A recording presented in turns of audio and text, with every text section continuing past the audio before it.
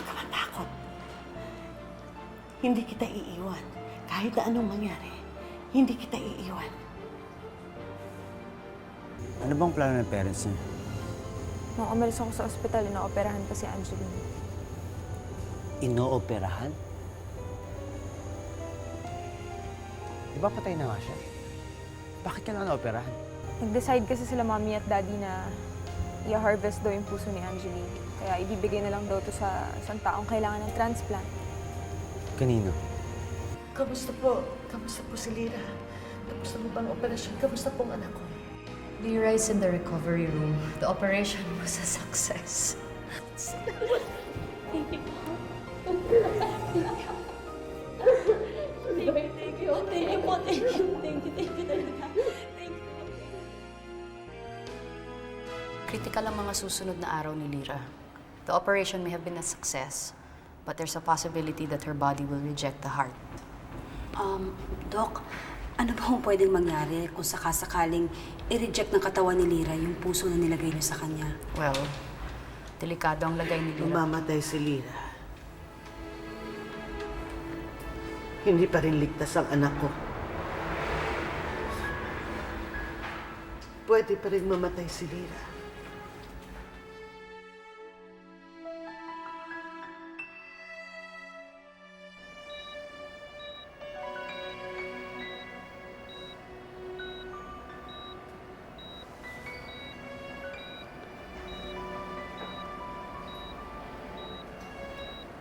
Anak, nandito ang nanay. Hinihintay kitang magising.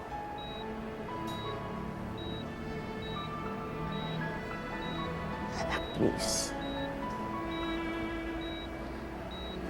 Huwag mong i-recheck ang puso mo. Kailangan mo yun para mabuhay ka. At kailangan kita, anak. Kailangan kita sa buhay ko. Kaya please. Please, anak. Tanggapin mo ng buong-buo ang bago mong puso. Para sa akin. Para sa atin. Para sa atin, anak.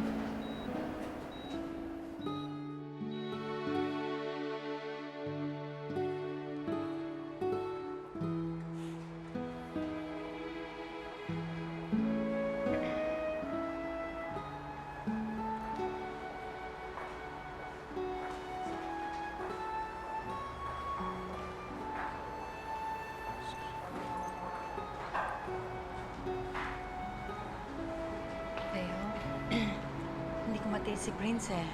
Sinamahan ko siya dito. Gusto niya makita si Angeline. Tito, sorry po.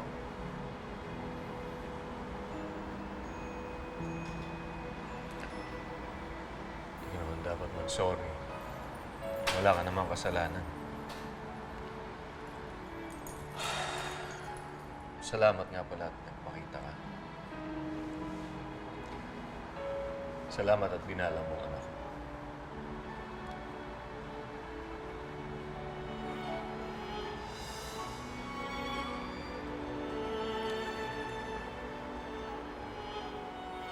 Tita.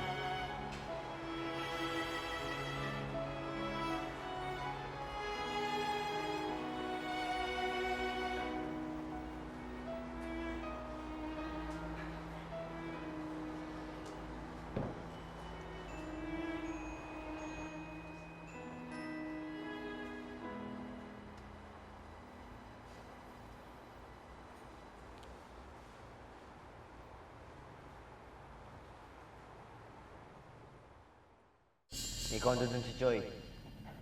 Tignan ko lang kung mahanap pa tayo ng parents mo dun. Good luck sa kanila. Prince, parang ayoko na yata makapagtanan sa'yo. Nakukonsensya kasi ako eh. iuwi mo na ako. Ano? Walang basagan ng trip ha. Hindi kita iuwi. Eh, ayoko na nga, di ba? Kaya uuwi na ako. Ibaba mo na ako. Angeline, huwag kang makulit ha. Uuwi na nga ako. Hinto mo na yung sakyan. Mababa na ako. Hindi kita iuwi! Vince, uuwi na nga ako! Angeline, ano ba? Baba na ako!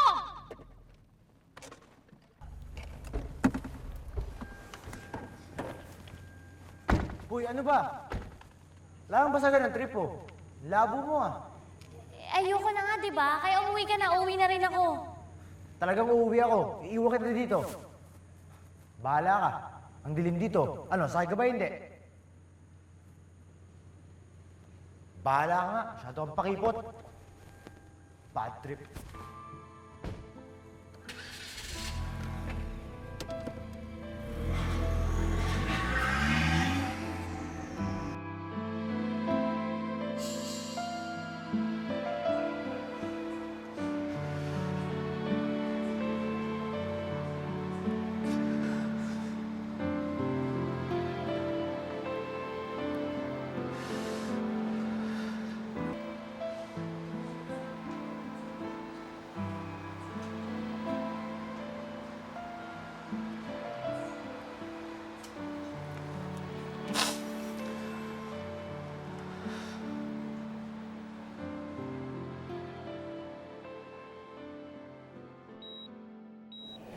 Mars, may bisita ka. Dennis, Kamusta na po si Lira? ganun pa rin. Under observation pa rin siya. Ate, mukhang wala pa kayong tulog ah. Gusto niyo ako muna magbantay muna rito para makapagpahinga muna kayo. Hindi, Dennis. Okay lang ako. Kaya ko to. Kung yung ibang pasyente nga, nababantayan ko eh. Paano pa itong sarili kong anak? Babantayan ko si Lira hanggang sa magising siya. Kate. Nurse, apply compression. Prep the defibrillator, please.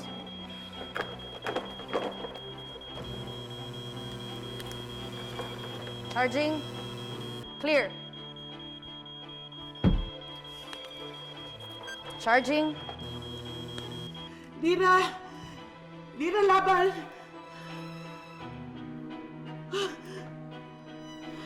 Becky. Becky, bantayan mo si Lira dito, ha? Babalik ako. Asa ka pupunta? Basta bantayan mo si Lira dito. Bantayan mo siya dito. Ano ka ba? Lira!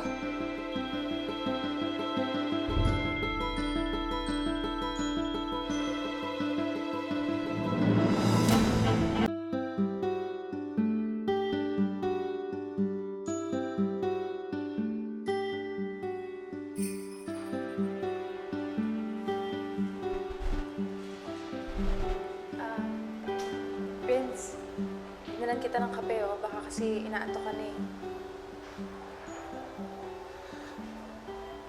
Alam ni Angeline na hindi ako nagkakape. Siya itong mahilig sa kape. Kaya nga, madalas ko siya dinadala sa coffee shop eh. Alam niyo, hindi ako nagkakape. Vince, sinisisi mo ba yung sarili mo sa nangyari sa kapatid ko? Vanessa, alam mo kaming dalawa yung magkasama ng gabing yun, di ba? Hindi ka man lang ba magtatanong? Hindi na kailangan, Vince. Alam ko namang wala kang kasalanan eh. Kung merong may kasalanan dito, si Angeline yun. Kasi linandi ka niya. Vanessa, tama na. Patay na si Angeline eh. Huwag ka na magsalita ng ganyan. Ang sinasabi ko lang naman, walang may gusto sa nangyari sa kanya. Aksidente lang yun, Vince. Aksidente lang. Wala naman talaga may gusto na nangyari. Hindi ko gusto mawala yung kapatid mo. Mahal ko si Angeline. Hindi ko kaya mawala siya. Makakayanan mo din, Vince.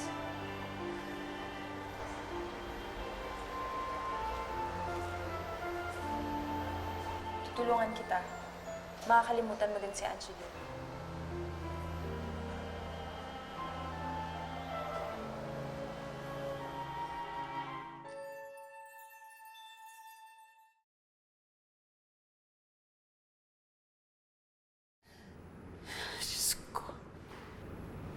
Huwag po ang anak ko. Iligtas mo po ang anak ko. Huwag po ang buhay ni Lina ang ipalit niyo sa mga kasalanang nagawa ko. Ako lang po ba dadalhin niyo ko sa ospital? Tulungan niyo po ako. Ayoko pa pong mamatay. Ayoko pa pong mamatay. Sorry, pero mas kailangan ng anak ko ang tulong.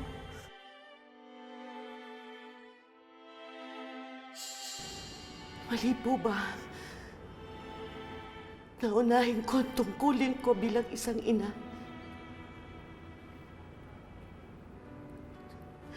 Mali po ba na gustuhin kong mabuhay ang aking anak? Kung kasalanan po iyon, ako ang parusahan ninyo. Huwag po ang anak ko. Ako ang parusahan niyo, huwag si Lina.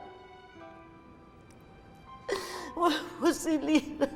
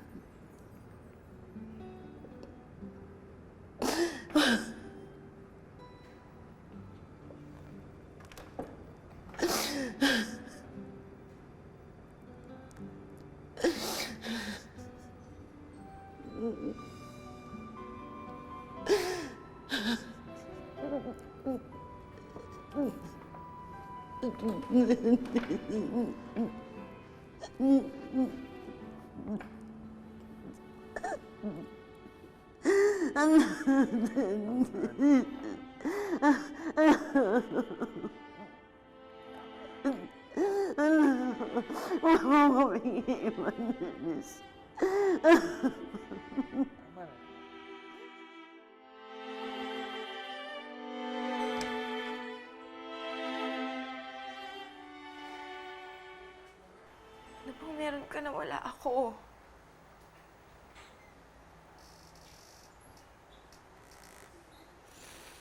Wala ka na nga eh.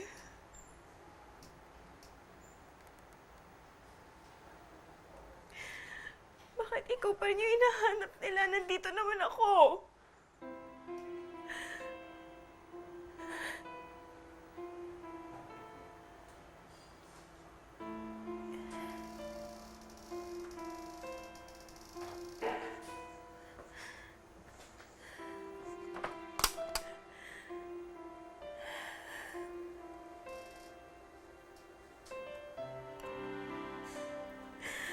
Bakit mas mahal ka nila kaysa sa akin?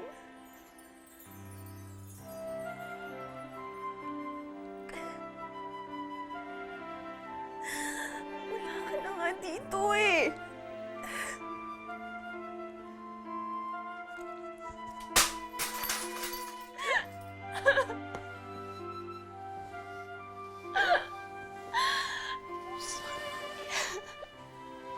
Sorry, Ange.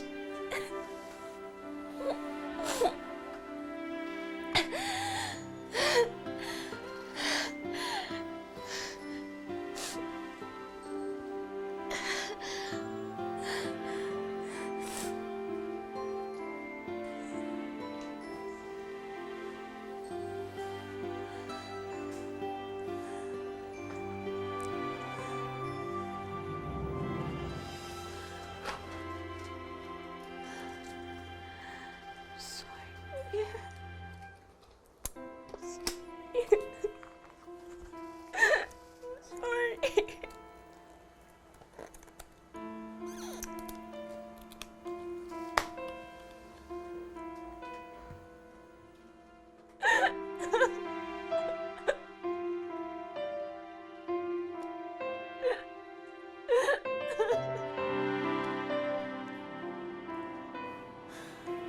Mars? Mars? Bakit ganyan ang itsura mo? Bakit ganyan ang itsura niyo? May nangyari ba sa anak ko? Mabuti pa siguro, umupo ka muna, Mars. Hindi, ayokong maupo. Hindi ako napapagod. Ano nangyari sa anak ko? Dr. Gomez, ano nangyari sa anak ko? May nangyari ba sa kanya? May masama bang nangyari sa anak ko? Hindi niyo ba siya nailigtas?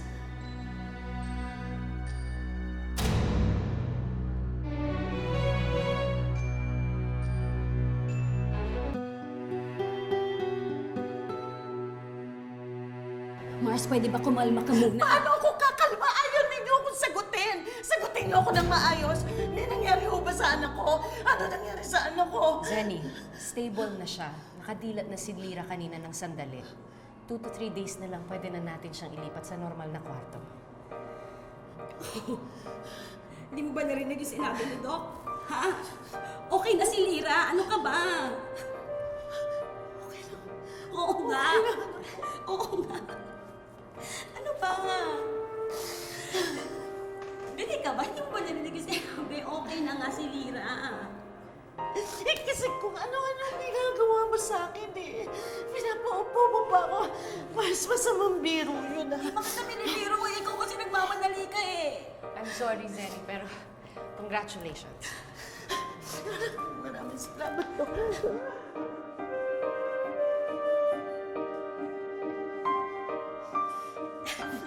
No, maraming salamat. Mas.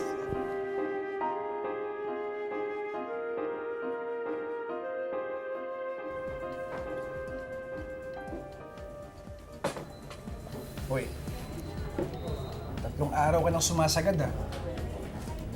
Punta ka sa burol. Tapos pupunta ka dito para lang maglasing. Kapag nakapatay ka ng tao, maiintindihan mo yun. Nakipagtanan ka. Nakipag-away sa girlfriend. Nag-walk out. Oh, hindi ka nakapatay. Pare, kung di ko ginawa yun, kung di ko siya pinabayaan, sana buhay pa si Angeline. Pre, naiintindihan kita. Alam ko mahal mo si Angeline. Wala na siya, sayang. Pero kailangan mo mag-move on. Madaming iba. Gusto mo, papakilala ko sa'yo. Ano, game? Hoy!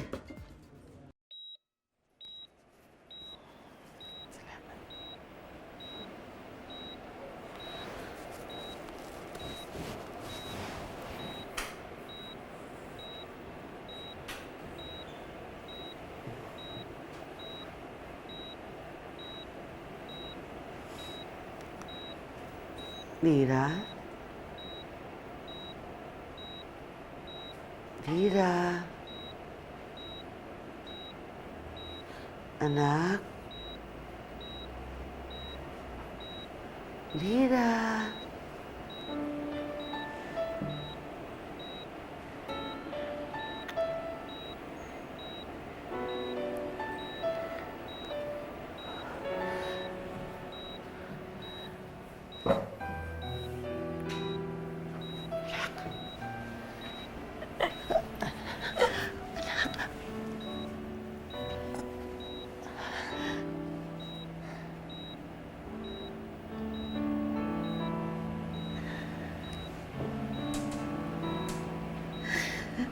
Gising ka na, anak. Gising ka na. Tininig na Diyos ang panalangin ko. Ligtas ka na.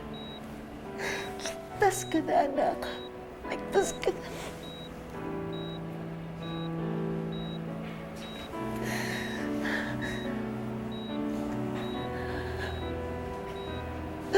Ang saya ko.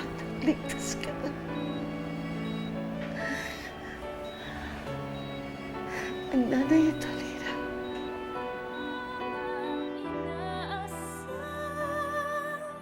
Tanggapin mo ang puso ko.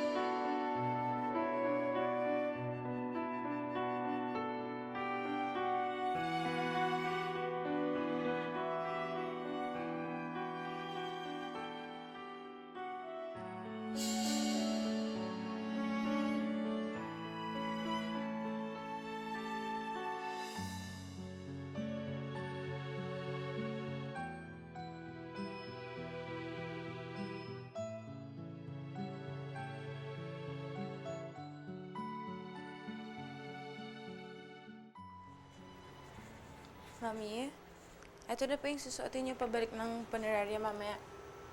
Bigay ko na lang dito para hindi kayo mahirapan maghanap mamaya. Teka, nagugutom ka na ba? Gusto mo magpahanda na ako ng pagkain? Gusto ko lang mag-isa.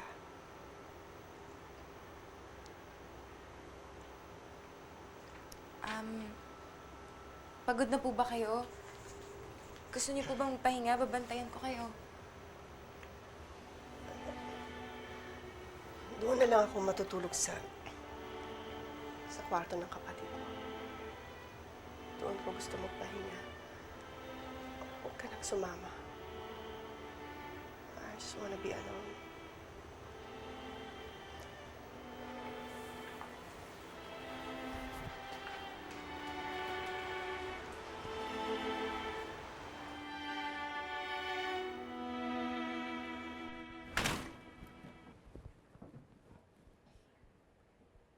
Ano ba? Naglasing ka na naman. Gabi-gabi na lang umiinom ka. Alam ko na matayan ka, Prince. Pero hindi ibig sabihin nun, magpapakamatay ka na rin. Sana nga namatay na lang din ako. Para matapos itong paghihirap ko. Nahihiya ako sa sarili ko dahil hindi kita napalaki ng tama. Mahina ka. Mawag mo akong hustigahan. Hindi nyo alam yung pinagdadaanan ko. Oo, hindi ko alam. Pero ang alam ko, mali ang ginagawa mong paraan dyan sa dinadanasan mo. Para kang hindi tunay na lalaki. Sa tingin mo ba, kung nabubuhay si Angeline, magugustuhan niya yung ginagawa mo? Mamahalin ka niya? Alam mo ba kung bakit lahat na lang ng tao ayaw sa inyong dalawa, tutol sa inyong dalawa? Because Angeline is too good for you. You don't deserve her. Ngayong wala na siya, lalo mong pinapatunayan na hindi ka karapat-dapat sa kanya. Prince, my God. Kung talagang mahal mo siya, gawin mo ang tama. Ayusin mo yung sarili mo para sa alaala ng mahal mo. Umayos ka, gumising ka, at ayusin mo tong kwarto mo.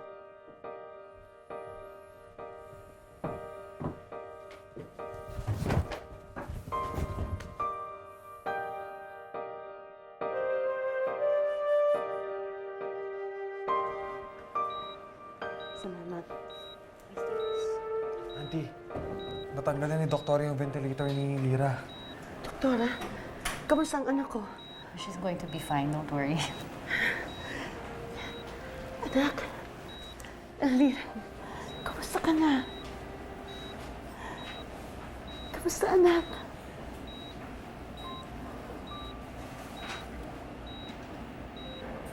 Ikaw? Oo nga, anak. Ako ito.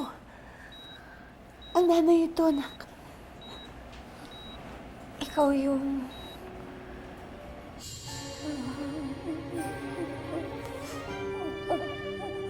Buhay ka.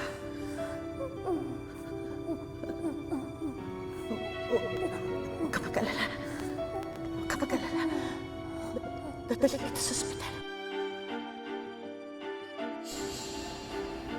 Yung babae nagligtas sa akin.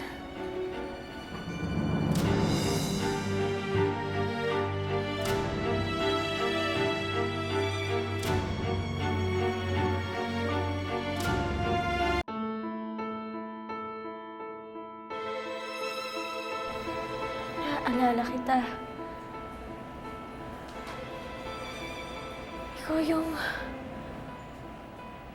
Ikaw yung nagligtas sa akin. Lira, ano bang pinagsasabi mo? Hindi mo ba ako nakikilala? Ako ang nanay mo, Lira.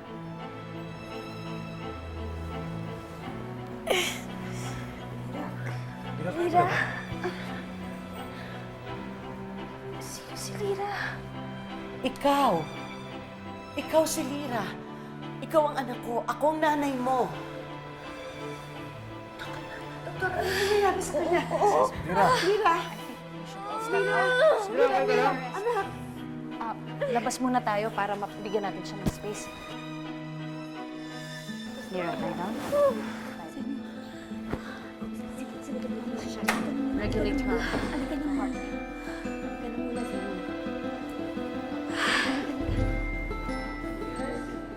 Mr. Some painkillers, please. Just relax.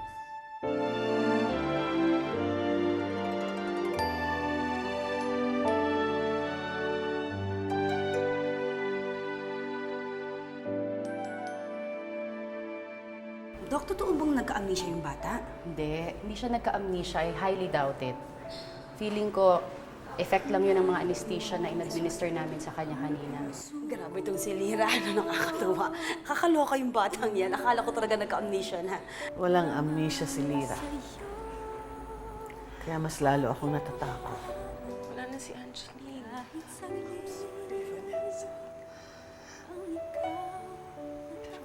Hindi mo ko kayang mahalin. Katulad ng pagmahal mo kay Angeline, Ma. Yun ba yun? Ha?